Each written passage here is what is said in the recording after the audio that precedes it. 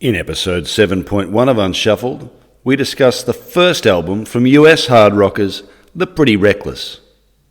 But first, here's Seven Planets.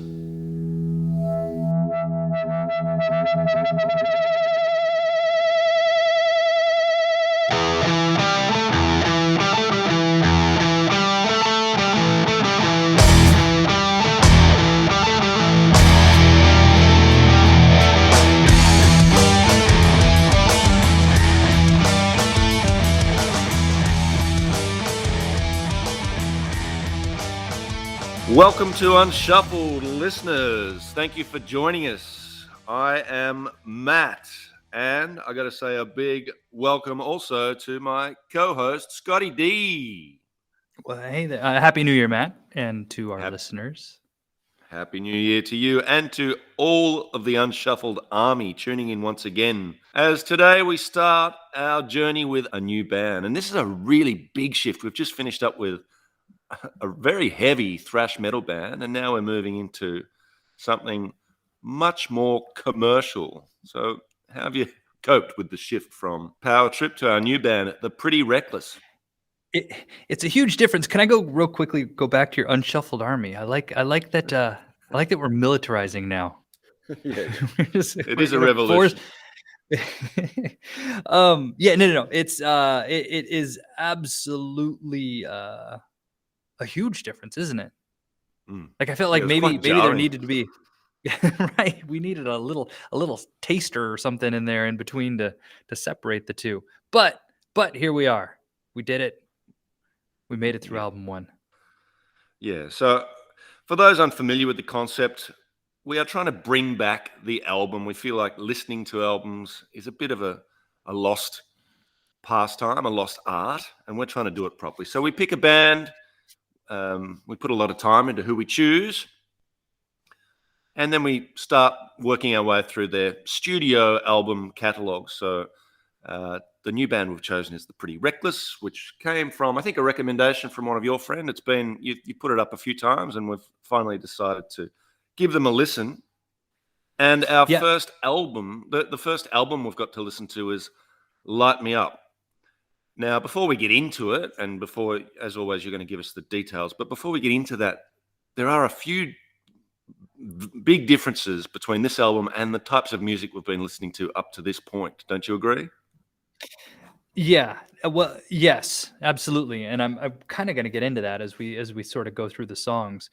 But this is definitely, I don't know what the word is. You know what? Before we had started this, you had mentioned that I think at the end of the last podcast, you had said something to the effect of that this is probably going to be an album that we can listen to around our families without any complaints.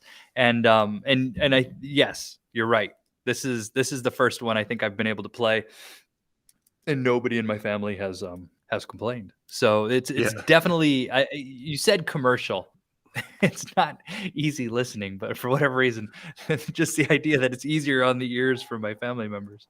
I don't know what that means. I'm not sure what to do with that, but definitely, I've had this on in the car and downstairs with all the kids out playing. So yeah, this is not exactly family friendly, but not offensive to the ears of non-metalheads. Put it that way. The other big thing, and as we always say, it's something we'll talk more about in detail, but I feel like this is the first time we've had a vocal first band, or you're thinking back over the bands we've covered, we've never really had a strong, or we've had vocalists that have improved, but we've always had kind of reluctant vocalists in a way.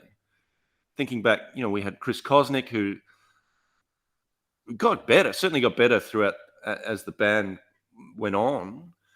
Ghost, Tobias Forge, I don't think ever wanted, his preference was always to stand up the back playing guitar and smoking cigarettes. He said he never wanted to be vocalist, but he worked on it and he became a very good one. Riley Gale, he's a vocalist first. In fact, that's all he does, but it's a thrash metal vocalist. It's hardly Mariah Carey. I feel like this is the first time we've had the vocalist in the spotlight of the band. So that has been a big change too. I hadn't thought about that at all. And you're absolutely 100% right. I mean, this band was built around Taylor Momsen, right? I mean, she was already an entity. She was already a known person, and this was built around sort of her and kind of what she had to offer and what she had to say. And so, yeah, you're absolutely right. I hadn't thought about it in that way. Yeah. So because we haven't spoken about vocalists very much, I just want to get your sort of broad thoughts on what you like in a vocalist. So I'll start by asking you this question: who's the better vocalist, Eddie Vedder or Chris Cornell? Okay, see, this is funny that you ask this because I'm actually gonna in one of the songs I have this in my notes to address this very issue, not the Eddie Vedder Chris Oh, Cornell, but this issue of what it is I'm looking for in a vocalist. right. And here's what and I have an answer for this. Early Pearl Jam, I like it when there's a rawness to the vocals. I don't Yep. like it when the vocals are clean and slick.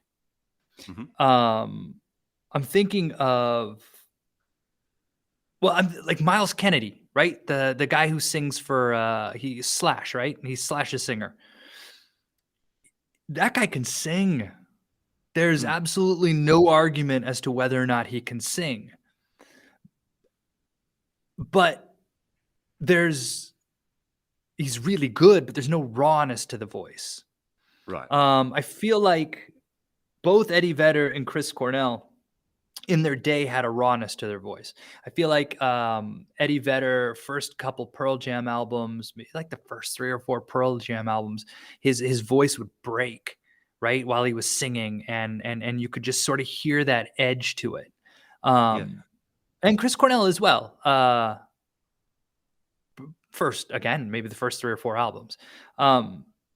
And so that's what I like. I like when I'm listening to a singer, I like that edge. I like that rawness. I don't like to get the sense that I'm listening to something that's just too slick, right? Too Right. overproduced. Okay. So Vedder or Cornell? Oh, right. Sorry. I'll go with Vedder. Answer the question, Vedder. I'll go with Vedder. You chose wisely. That is the correct answer. And that normally, everyone's got their own music opinion, but I think that one's got a right answer. And but it does come down to what you like in a voice, and that's an important question. So that question to me is about timbre or tone versus range, and we'll talk about those things as we go through the Pretty Reckless's first album, Light Me Up. But yeah, I've always been a timbre or a tone guy. I don't really care how many octaves your voice can cover, but I do want to hear some depth in those vocal cords. Which is why like Mark Lanigan to me just is the Mm. greatest vocalist. If I ever want to hear vocals, I put on Mark Lanigan just to hear those. The years of whatever he's been throughout his life. Every hard day seems to have got into his voice box somehow, and it comes through on the recording. So that's what I'm looking for in a vocalist.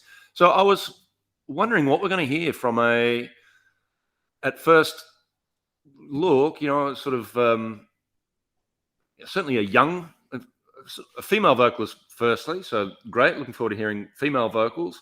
But she was young when they recorded this.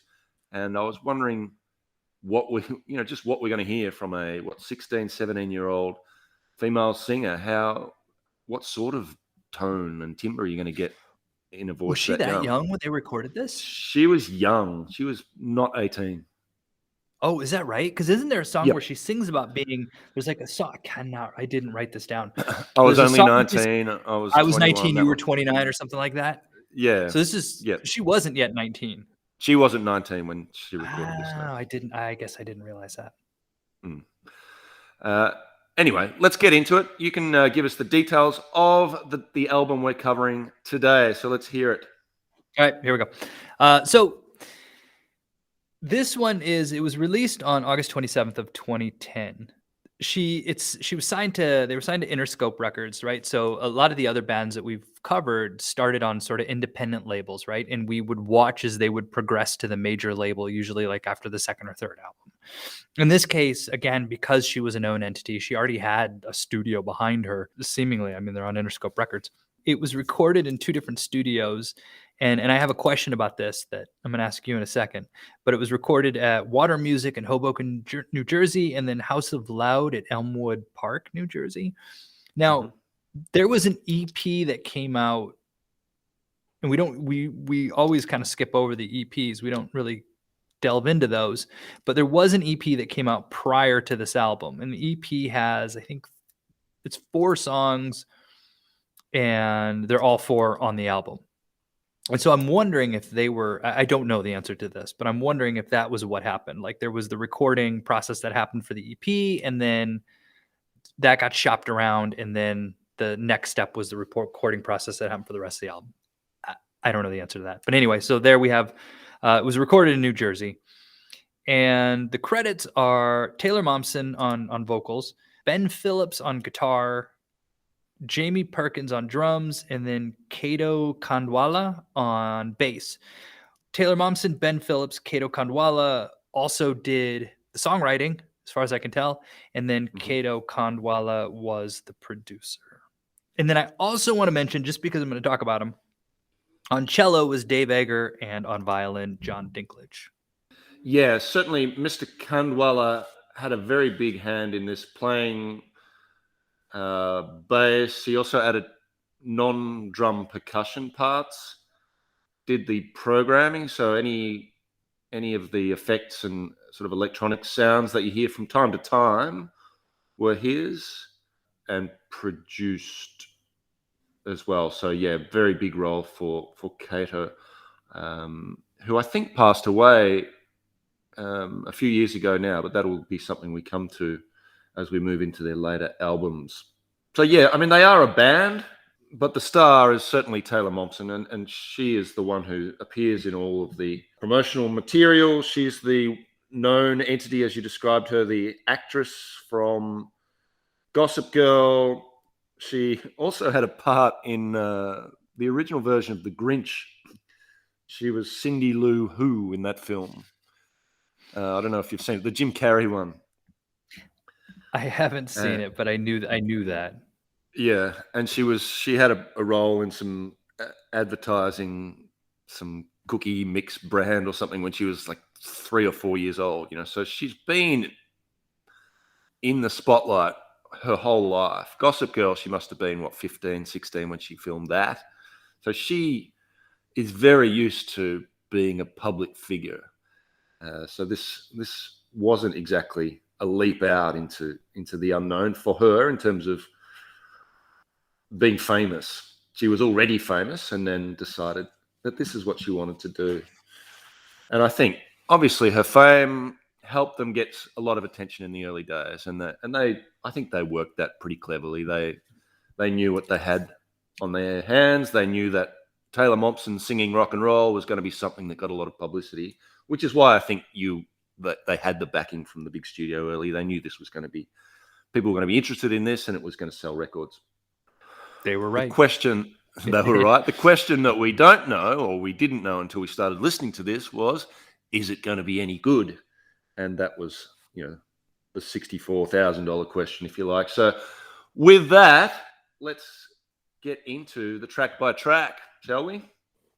Let's do it. Do you mind if I have the honors today? No, take it. All right, let's start with track 1, called My Medicine. This begins, as you mentioned, as you foreshadowed on the last podcast, with the cigarette being lit to start the song and the inhalation and exhalation of said cigarette. Now, can you think of any cigarettes at starts of songs throughout music history? The one that came to my mind was Rock and Roll Ain't Noise Pollution. AC/DC had a similar sound effect in the start, but there are others. Can you think of any others? No, there have to be more. I can't think of any. Now, this is a really simple song, My Medicine's a sort of simple rising riff. I don't know what those chords are, but bling, bling, bling. There's lots of space on this song and throughout the album for Momsen's vocals. The production stood out to me immediately. Beautiful, clean production. and some double-tracked vocal effects, which give it a really spaced out and dreamy kind of effect, which is in keeping with the lyrics, I suppose. This to me is a real statement track. You know, if you're calling it My Medicine, it's about someone who's supposed to be taking some sort of medicine, presumably for their mental health, and mixing up the prescription and having a sort of episode, you know, to state the obvious. But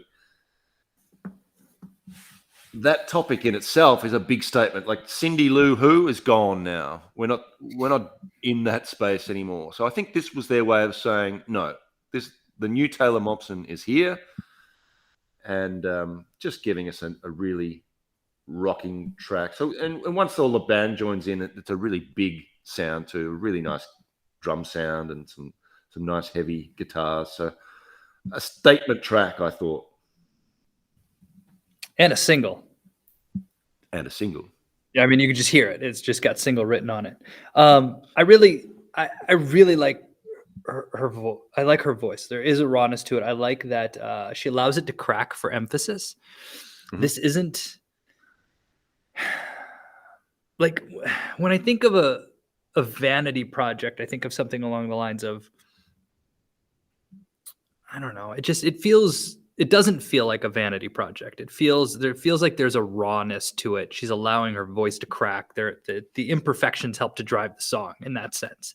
Yeah. Okay. So I'm just trying to think of whether or not the imperfections are, you know, sort of scripted, but at the same time, I don't think so. There is this rawness to it, and it feels like there's a tiredness in the way she's singing, and even a slurring, which adds to sort of like the authenticity of the subject, which is that, you know, here's someone who's had their medicine mixed, and there's this sort of driving Joan Jett kind of vibe to it, but I don't know, and then it has sort of the clean guitar, but behind the clean guitar, especially kind of it comes to the end, and there's that dirty sort of slide sound that I do like the way that all the sounds are kind of mixed together, and it does give it that, I guess rawness is going to be my word for this album. Even though, but the reason I keep saying the word raw is because it's not a raw album. It's very well produced. Yeah. But that edge is still there. Yeah. Now we will link. You're going to take us into the next track, but before we do, I think 5 of the songs on this album have film clips, which we will link to in the show notes. This is one of them. The film clip to this is very not safe for work, so a warning before you click on that one on your boss's computer. But the film clip itself, is a statement too. I mean, the sort of naked bodies writhing on the ground in a sort of party or indoor setting. So again, the film clip is saying bye-bye clean cut Cindy Lou Who, and here's a new rock and roll star on the scene. So the next one is Since You're Gone. And with this one, I like how the bass comes through. I think the bass drives the song. And he just in fact, the way that he's playing it, or the way that it's being mixed, or you can hear him banging on it, but then you still hear, you can hear the strings resonating.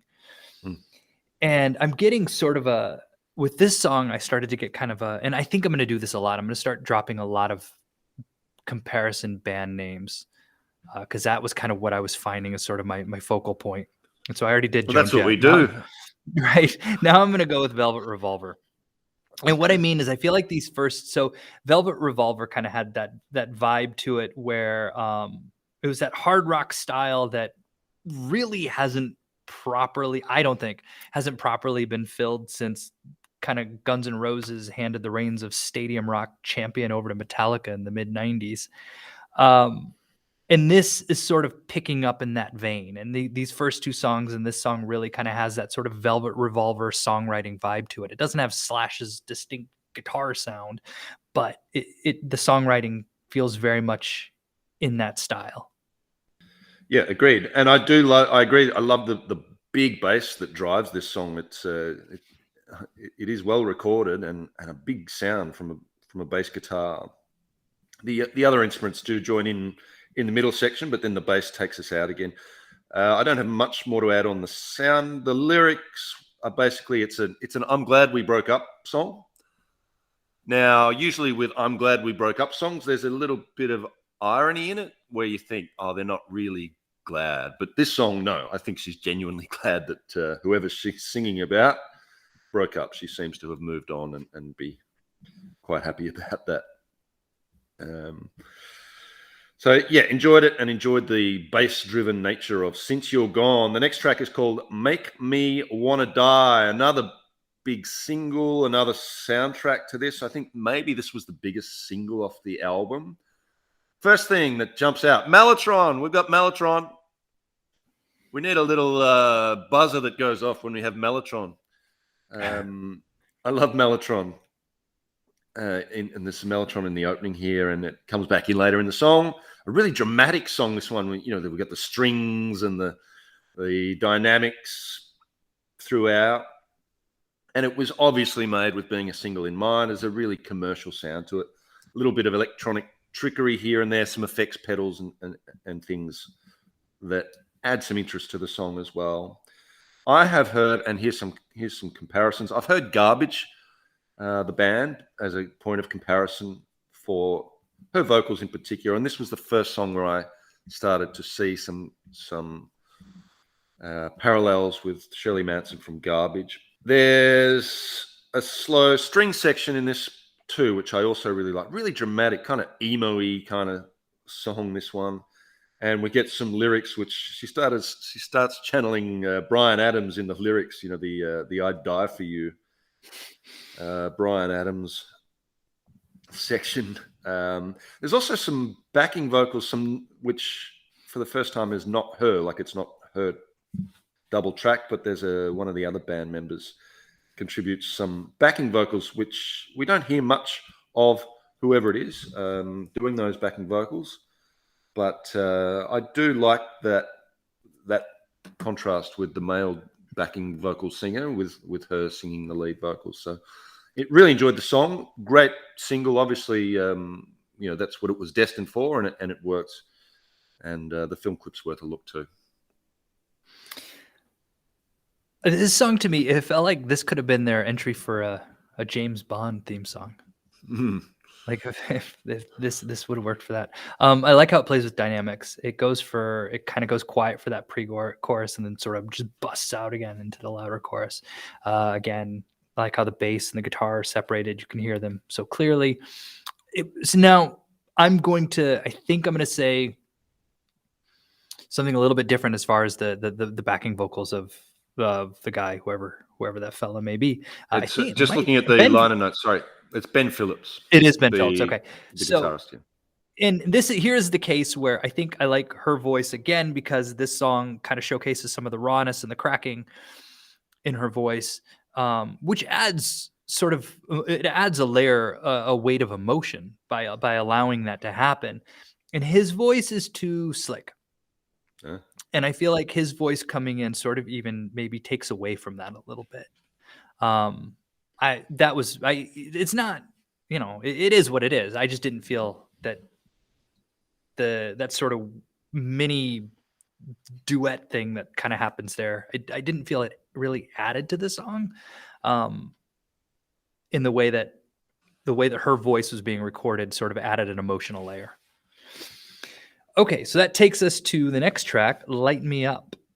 This is the title track, and I was really hesitant to make this comparison, to go down the road of Alanis Morissette, because I don't want to be reductive. I wrote the same thing.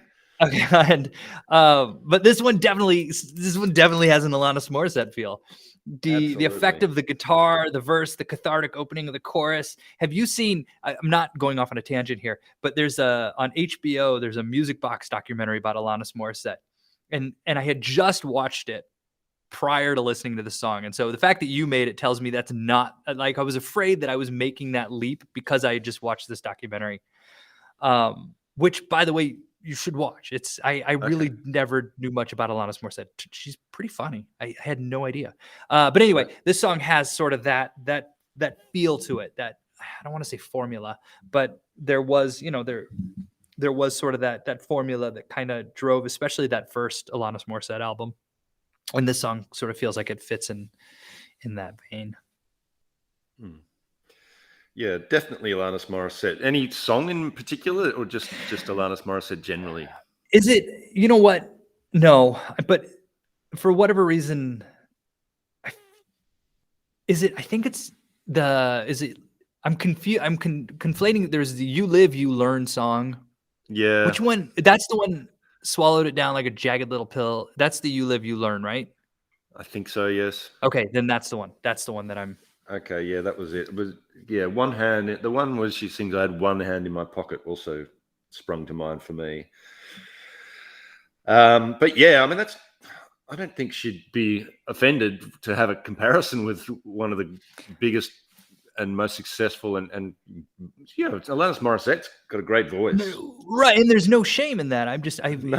here I am taking this 19-year-old artist's first album and comparing it to another 19-year-old artist. Well, not, I don't know if it was her first album, but you know what I'm saying? Well, I watched the documentary. I know for a fact it wasn't her first album. But that's the part that I felt. It was just too Yeah. easy of a connection. Yeah. No, I agree with the connection. There is a bit of a formula to this. It's that big chorus, the super catchy chorus, and during the chorus you've got the multi-track vocals, which it's all just designed to get into your brain and stay there. And it does. After you listen to this, you'll find yourself singing the chorus. It stays with you a little bit. A really strong vocal performance, I thought. Nothing forced or overdone here. When it would have been easy to push this too far, but I don't think she did that. I feel that right throughout the album. There's never a point where you think she's pushing too much. It all feels like she's handling all of the vocal duties quite easily. I thought the lyrics on this basically amount to "Don't judge me," which is, I guess, one of the big messages that she gives out off this album. And understandably, I think people have judged her. And we'll talk a bit more about that perhaps later on. But yeah, it's basically a "Don't Judge Me" song and a really commercial and catchy song that reminded us both of Alanis Morissette. The next one, "Just Tonight," is another. I mean, it's just big song after big song. This is clearly another one that's designed for radio play, video clip, all of that. It's a bit of a showstopper, this one. It's a single friendly cut. Another huge chorus in this. This one has a strummed acoustic intro. I love the acoustic guitars on this when they're there. Really nice sound. The drum kit sounds great again. There's more strings on this in the chorus and in the second half of the song. And I'm a sucker for strings. Love my strings. And I like the mix of strings and rock guitar as well. The outro of this got really some beautifully recorded strings in the outro of this. It's a little short, perhaps, this song. It's under 3 minutes, but it's good fun.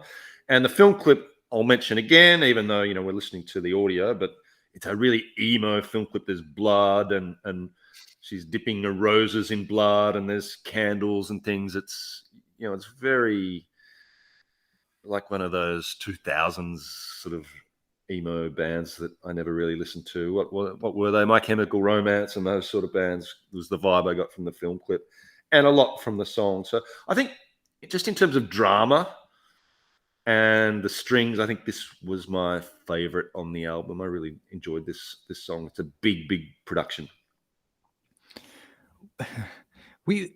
I think we have different versions of the album.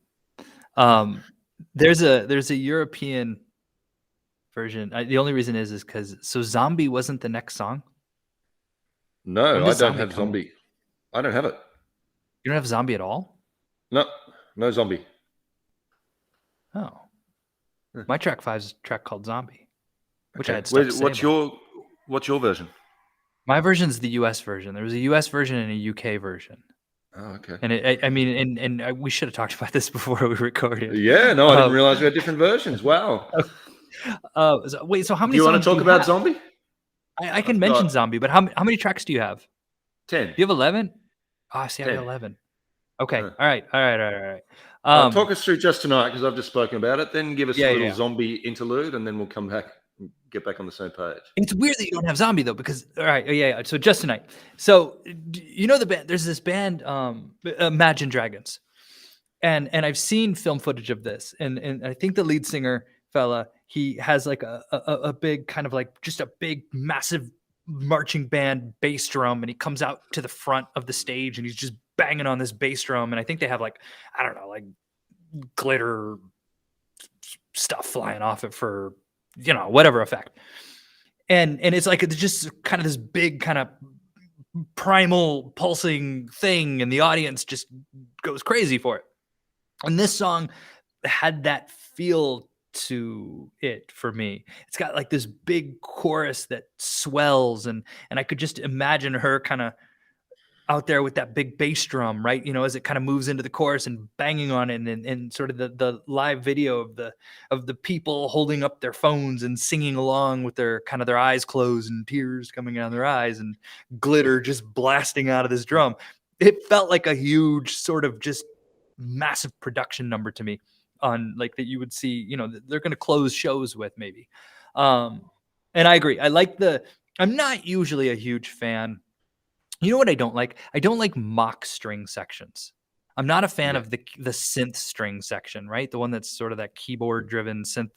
And I when I first heard this, I kind of thought maybe this was one of those. But we got Dave and John there, and so I think that this is authentic, and I do like it when it's kind of naturally mixed in, and I think this song does do that.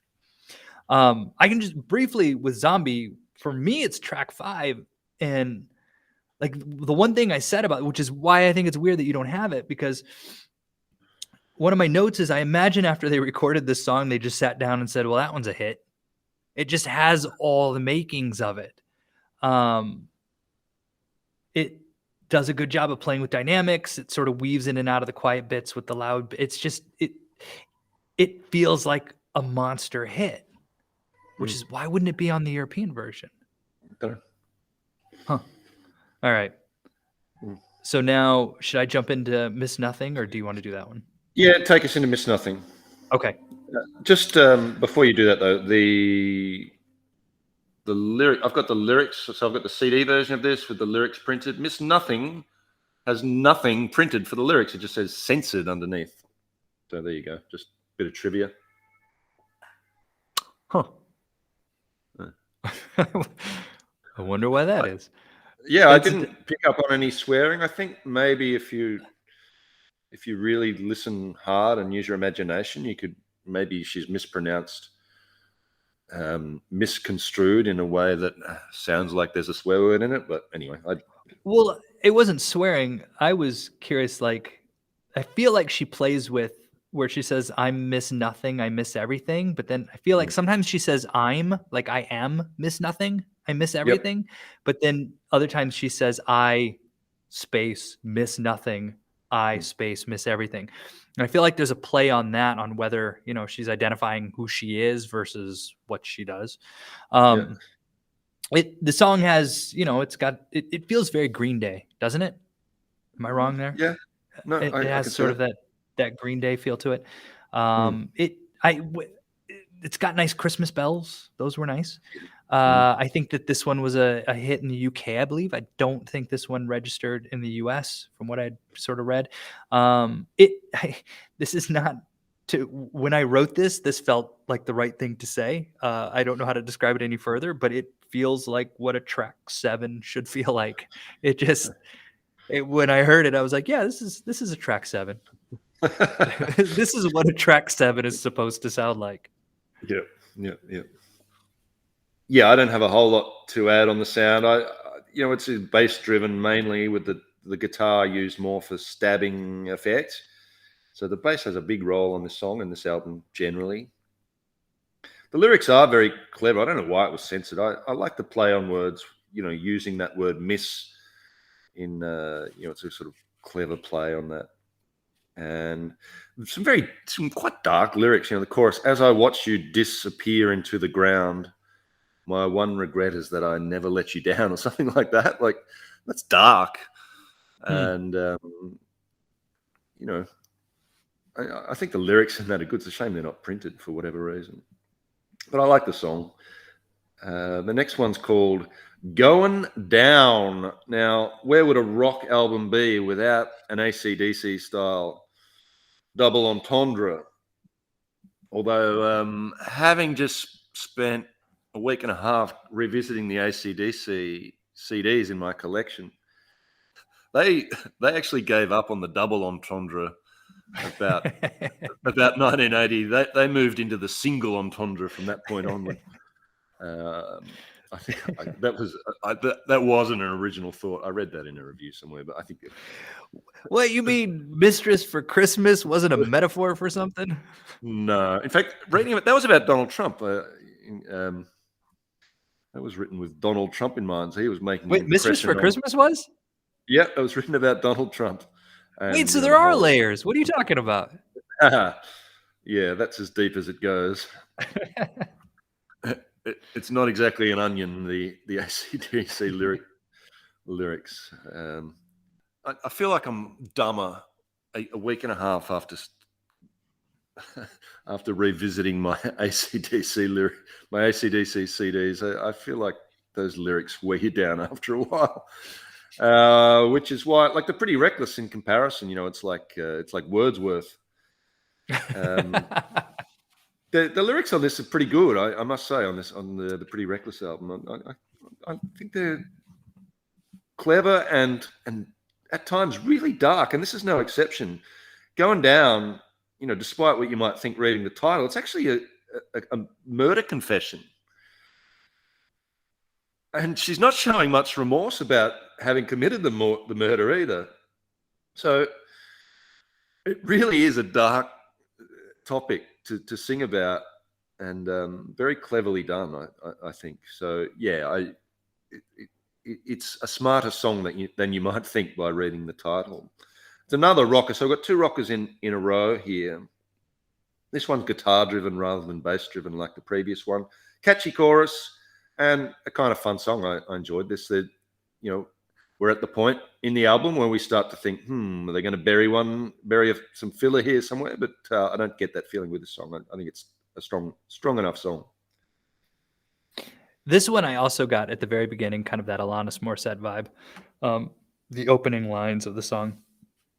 I don't have much more to add from what you did or from what you said, but it was just, yeah. So as I understand it, she's in confessional, right? I mean, I believe she's actually in confessional telling this story, where she killed a guy who was cheating on her, and so she hacked off his bits, as I understand it. Yes, yeah, and she's and while she's confessing, she's also trying to seduce the priest. She's right. To. Yeah. Okay. All right. That was as I understood it. Yeah. Okay. So the next one is "Nothing Left to Lose."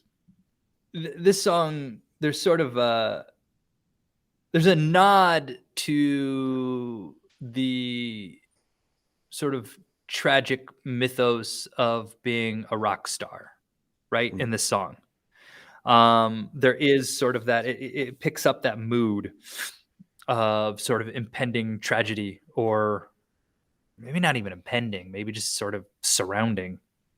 It takes on. There are nods to American Pie, which was the ultimate of this song, right? Which was about the loss of Buddy Holly. And there in the lyrics, you kind of hear some nods to American Pie.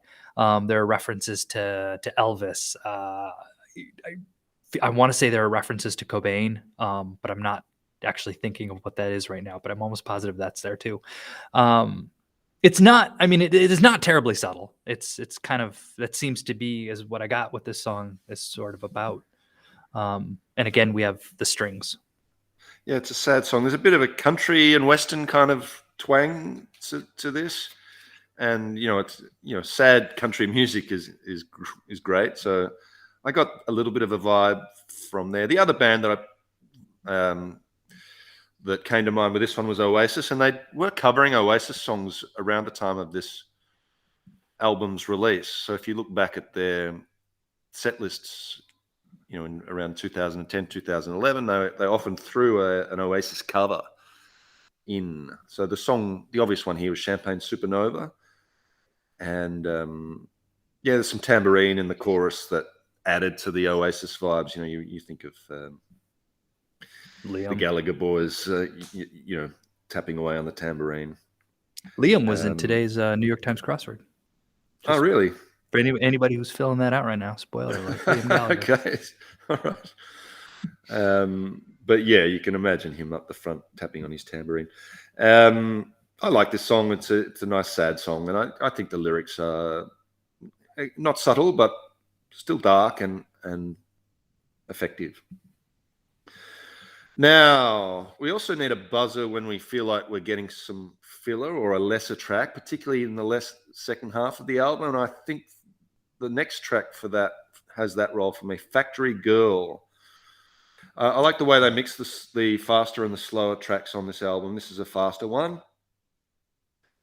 Big drum heavy lead into the chorus. Sort of 80s hair metal vibe to this. There's some hand claps. Wow, just hand claps.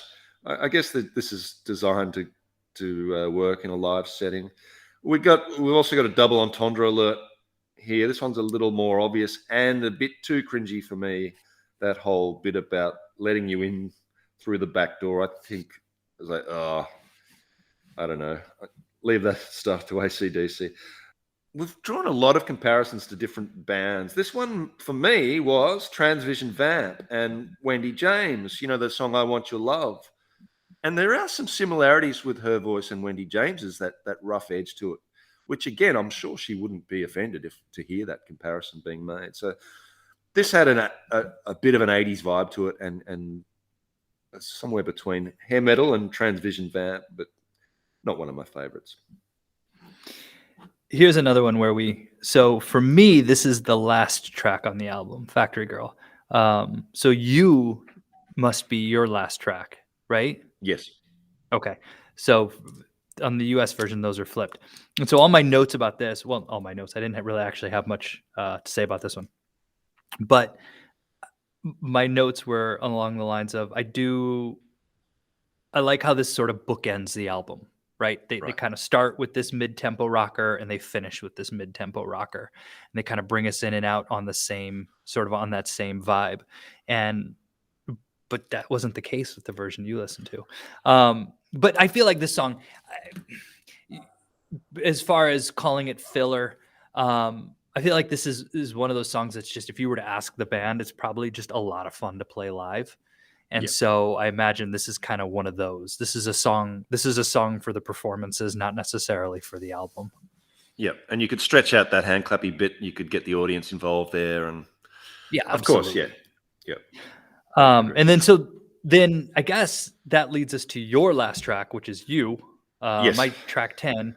Again, we have the strings here, and this song, there's a simplicity to this song with the guitar, the violin, the cello, the way that they play together that really works, and I like how it works. It's the cello player is Dave Eggers, and I'd mentioned him earlier, and it's worth noting, played on Esperanza Spalding's Chamber Music Society, which is really good, and then he also played on Frank Ocean's Channel Orange albums. So their cello player, he's made the rounds. He's a guy. But I like this song. I do like this song. I like the simplicity, and I feel like this actually is a better way to end the album than Factory Girl. I think this is a much better closer than Factory Girl was. Yeah, that was my comment, that it's a really nice way to finish the album. It is a great showcase for Momsen's voice, this one. She doesn't yell here, and she doesn't yell anywhere in the album. It's almost effortless, which I think is the mark of a great vocalist. Speaking of documentaries, my wife and I watched the one on Nina Simone that's on Netflix a couple of weeks ago. And, I can recommend that one to you. And if you want to hear effortless, like just pure, it's just a pure voice where she never really has to, seems like she's trying. That's just her voice. And I get that same feeling with Momsen. So pretty high praise overall for what we've heard so far, particularly Taylor Momsen. And I think that, I'm getting some pretty positive vibes from your end and certainly from my end too. Well, I think my positive vibes are also that I get the sense that like what I'm hearing here is going to get better. And this happens. I mean, every time we do this first album from a band, there's a reason that we've heard things about these bands. Like we know going into these bands that they're, I guess the only one we really, Pale Gray Lore, we weren't terribly sure where that was going. But like there's the sense that I can definitely see the groundwork for where this is going to get better, right? Where the next couple albums are going to be better than this one, I guess, is my assumption. Overall, I must say I was pretty skeptical going into this. And my skepticism wasn't helped when I got the CDs and opened them up. And the first, I'll hold it up to you, but the front cover is not something that is particularly great. We didn't discuss the photographer there. It's Lauren Dukoff is the name of photographer who on the cover of this. She's also a known entity. Like she's done a bunch of stuff for Adele and so she's also a known factor. Yeah, a big name in music photography and rock and roll in particular. The cover's got a little girl holding up a Zippo lighter, and then in the center it's got the back of the girl as she walks up an alleyway. But on the back of the CD booklet is a picture of Taylor Momsen. I'll hold it up for you, wearing fishnet stockings, suspenders, and high heels. And I opened it up and I thought, man, what am I getting into? Like, what is this? I don't remember opening an early Pearl Jam record and getting Eddie Vedder in his lounging around in his Calvin Kleins and so that was my first thought. It's like, this is unnecessary. Why do we feel? And I thought, is she being exploited? Is it, is this the record label making her dress this way? So my first instinct was to play gatekeeper, I suppose, and to think of all the reasons why we should discount this band, from the image, and then, the fact that she'd been in this popular drama on TV, and then other temptations to do that. And plenty of people did. There's a link to an article called The Pretty Feckless, which was in Decibel about the time this album came out, basically just bagging the hell out of the whole image that she's putting forward and the magazines and things that put pictures of her, dressed provocatively on the front cover. So that was one temptation of mine. It was to say, we don't need this image. She's good enough to sing without it. Why are they doing this to her? But listening to her interviewed, I think it's just who she is. And I don't think it's my right or anyone else's to say and a lot of the lyrics you read, she writes it like, don't judge me. And I think you have to put that aside. Whatever your thoughts are, you have to put it aside and just focus on the music. And there's other things that popped into my head that where I was tempted to say, no, it's not worthy of for whatever reason. Like, one of the thoughts I had was, what can a 17-year-old girl, what experience has she had that she's going to share with her audience? How are these lyrics going to mean something? But then I've just spent a week and a half listening to AC/DC. What did they ever say? Why do you have to say something meaningful? And I think there is some meaning in these lyrics, even at such a young age. I think she wrote them, or at least, so she's already got things to say. And I guess growing up in the spotlight gives you that. You tend to get judged, and you react to that. So you have to put all of that aside. The other thing was the commercial sort of nature of some of the songs. And again, I'm not averse to listening to stuff that sounds good and works in a commercial setting. And, I can happily listen to the radio and say, yeah, great song, great song. And we spoke about some commercial artists as comparison. And I don't think the band loses anything for trying to sell some records. So, I don't have a problem with that. So I think part of the challenge for me as a listener was to put all those preconceptions aside and just focus on the music. And when I was able to do that, and it forced me to do it, I was able to say, yeah, I enjoyed this. It sounded great. I love her voice. She's very much the star of the band. And one of the things I really liked about the band was the fact that the other artists know that she's the star, and they are very good at giving her the spotlight, giving her a musical platform in which her voice can really shine. And at the end of the day, Taylor Momsen is the star of this band, and her voice is great. And for that reason, I enjoyed it. So there's a lot to unravel there. Yeah. So with regards to Taylor Momsen, with regards to the Pretty Reckless, with regards to album covers, I don't know. I don't know who's. I assume that the puppet master behind all of this is Taylor Momsen. I'm operating under that assumption. If that's the case, then I'm of the you do you. Whatever you want to do, go ahead. It's your thing. Run with it. If I'm interested, I'll follow you. If I'm not, I'll go somewhere else. I hope that's my hope. I hope there's not some sort of Svengali behind all of this that we're gonna find out in 10 years' time as, for whatever reason. I'm operating under the assumption that this is Taylor Momsen is driving the bus here, because what you just showed me, that, for as far as I can tell, is the most clothing that she wears on an album cover. Yes. Which, again, if this is her bus that she's driving, then do it. Go do what you got to do. If there is some, and see, this is where it's, because if there is some sort of like sleazy older Svengali behind the scenes who's pushing this, well, then it doesn't feel as okay. But I don't know that to be the case. I assume this is her. So, okay. So walking from that, the other thing about the band, this came up in the Alanis Morissette documentary, where she had talked about there was all of a sudden, as they were touring, there became a bit of a power struggle where somebody, doesn't name names, but a couple other people in the band started to kind of want to run with their ideas and their projects. And she kind of had to pull everybody aside and say, look, you're touring with Alanis Morissette. That's the name on the album.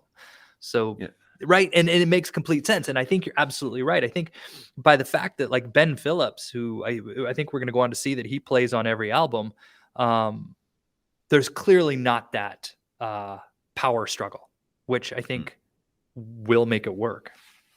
Okay. With those thoughts behind us, let's get into the band, Brownlow, the part that all of the Unshuffled army wait for impatiently every episode. So let's get into it. I'm guessing our 3 votes are going to be pretty clear cut on this, but let's find out. You give us yours. So this is the best performance on the album. The best performer on the album gets 3 votes. Second best gets 2 votes, and third best gets 1 vote. So give it to us from the 1 vote up. I wasn't entirely sure how to go about this. I'm not really sure I know who's doing what, but I'm not sure who to credit for what. I wanted to give Dave Egger the cello. I wanted to get him in there, but I can't realistically see how to work him in. So I'm going to give my 1 vote to, I'll give it to Ben Phillips. Guitars, backing vocals. Mm-hmm. Well done, Ben. My 2 votes will go then to Kato Kandwala, right? Not necessarily, well done on the bass, but more as his role as producer. And then my 3 votes, of course, I think I don't know how to give them to anybody other than Taylor Momsen. Yeah, Taylor Momsen gets 3, and I'm suspecting that's going to be pretty common as we move through the albums, but we'll find out. Kato 2 for me as well, for sort of being Mr. Everything bass player, and there's a lot of very bass-driven songs. He contributes some percussion, programming, producing. So, as much as it's Taylor Momsen's album, he also does the string arrangements. As much as it's Taylor Momsen's album as the star, it's he's a real creative driver and a major contributor to the sounds that you hear, which leaves one. So it's either going to be the guitarist or the drummer. I'm going to give it to the drummer, as much for the sound of the drums as he's not playing anything. He's not Mario Duplantier here, but the drums are effective and they sound great. So the drum tech John Cohan plays a big role in the sound of the drums, and I think they're just very effective, and some nice little cymbal details here and there, some nice hi-hat work. So well done band, and well done Taylor Momsen. Wait, real quick, hold up. So you're giving the one vote to Jamie Perkins, right? Not the drum technician. Yeah, no, the player of the drums. Okay, is all right. Perkins. He gets the one vote, not the technician. As much as the technician played a pretty big role. I'm just realizing now that I was under the impression that Jamie Perkins, we were just going to see him on this one album, and then he was going to be gone, but he's not. Ben Phillips and Jamie Perkins, they're there for throughout. Yeah, I don't know. I just had this revelation right now. Well, you think the other band members are much older than her. I think they're in their sort of late 20s or even older. And I imagine they've been doing the rounds and battling away, trying to get a break. And then all of a sudden, this sort of household name star with this incredible voice just lands, among them. And of course, you're going to go along for the ride. I can't imagine we're going to have any Ghost-like or Alanis Morissette-like rebellions, as you said. So I think these guys are pretty happy to let her have the spotlight and just to go along for the ride. They're excellent musicians, all the same. Yeah, no, agreed. I agree. Absolutely. Okay, so we're expecting further growth, more of the same, but, further musical growth on the next album. But we'll find out. The next one is... Which one's the next one? I don't know which order they go. The next one is Going to Hell. Going to Hell. So, yeah, you got any major expectations? You're looking forward to it? There's 4 years between Light Me Up and Going to Hell. And so in the band, it looks like, so we're going to get a guy by the name of Mark Damon is going to join the band in 2010. So it must be when they went out to tour, they put that band together, and that band that learned to tour and play together for 4 years is the one that goes in and records the album. So I'm definitely curious to hear. Like, I think we're going to hear some improvement kind of in what's being done. Okay. Good. Something to look forward to. Thank you. I hope you enjoyed our thoughts, listener. I hope you enjoyed, whether you agree with them or not, you can let us know. There's various ways to contact us. We have a website, of course, unshuffledpod.com, which has all the past episodes, and we'll pop our show notes to this episode up sooner or later. Sometimes it takes me a few days, but it'll be there eventually. You can follow us on Twitter @unshuffledpod, where we, as well as retweeting our own stuff, we link to a lot of album-related articles that pop up from time to time. And you can email us to unshuffledpod@gmail.com. We'd love to hear from you. And I check it very, very regularly, which reminds me, I've better add that to my to-do list. I'll go and have a look. Thank yous. Well, thank you to Small Stone and Seven Planets. The great song that you hear in the intro and outro is called Vanguard. It's off their album Explorer, which you can find on the Small Stone Bandcamp page. You can download it in lossless glory. You get the flax there on Bandcamp and get some nice high fidelity, fuzzed up stoner rock. Well worth downloading and give it a listen. And thank you, as always, to you, Scott. I enjoyed hearing your thoughts. And yeah, it sounds like we're on the same page on this one. Seems like it. Thank you, Matt. And Thank you, listener.